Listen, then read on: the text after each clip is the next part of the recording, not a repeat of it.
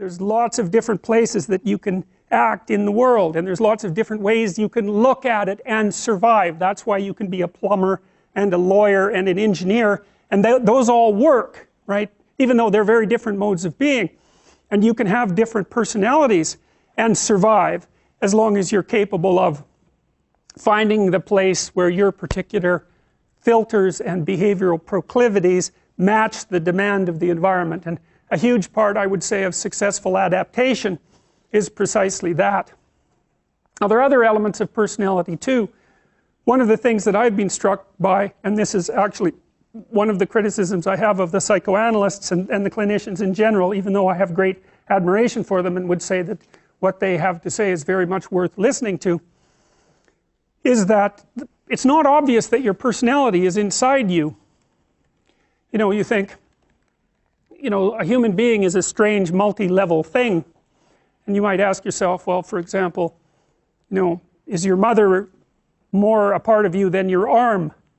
Or maybe even more precisely, is your child more a part of you than your arm? I mean, certainly people will do drastically self-sacrificing things to maintain the lives of their children.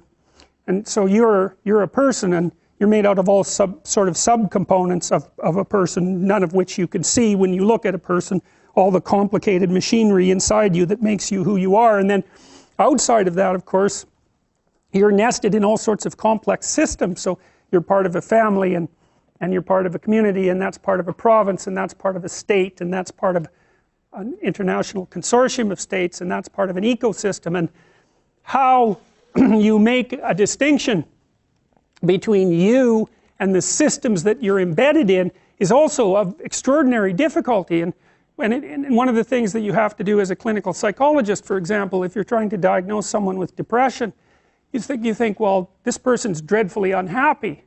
Well, you can think about that as a problem with their psychological adjustment, you know, the way that they're looking at the world. But if you look at the epidemiological literature, for example, one of the things that you find is that very many people have a first depressive episode after something genuinely terrible has happened to them, right? They've lost someone, or they've become injured, or they've become unemployed, because unemployment is a terrible shock to people. And it's not precisely self-evident that you can consider someone who's unhappy and desperate because they no longer have a job depressed. They're certainly sad and they're not doing very well, but the fact that they no longer have an income is actually something with dramatic practical consequences, and treating that as if it's a mental disorder seems to be counterproductive. It's also the case, for example, that if someone comes into you to talk to you and they're very upset, and they may manifest the signs of, say, an anxiety disorder, or again depression, or other clinical features for that matter, you have to do a careful analysis of their manner in which they're embedded in their family, because, and this is something that we'll talk about quite thoroughly when we come to discussing Freud, is that, well, you know, it's not like everybody's families are necessarily particularly happy places to be. You know, I mean, human beings are very dependent. We have a very long period of dependency, partly because we're so cortically hyper-developed. It takes a very long time to program us into something that's vaguely capable of maneuvering on its own, and that produces, of course, the very tight familial bonds that we all desperately require, because who wants to be alone in the world? But it also exposes us to the probability of becoming entangled into even multi-generational family pathology. And it isn't obvious always, and certainly hasn't been to me when I've seen my clients, that the fundamental problem with the client is the client. Sometimes the fundamental problem is the family.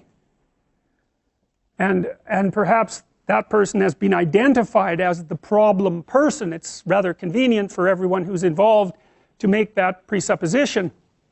It's also the case that, this is the Freudian idea fundamentally, this is the Oedipal idea, that it's very easy for people to become over-dependent on their parents, and for the parents to facilitate that, and then for the primary developmental problem for the individual, in fact, to become free of the interfering elements of the family so that they can exist as independent individuals. Well, and then of course there are cultural variations in that that make that proposition complex, but that's a fundamental tenet, say, of Freudian psychology.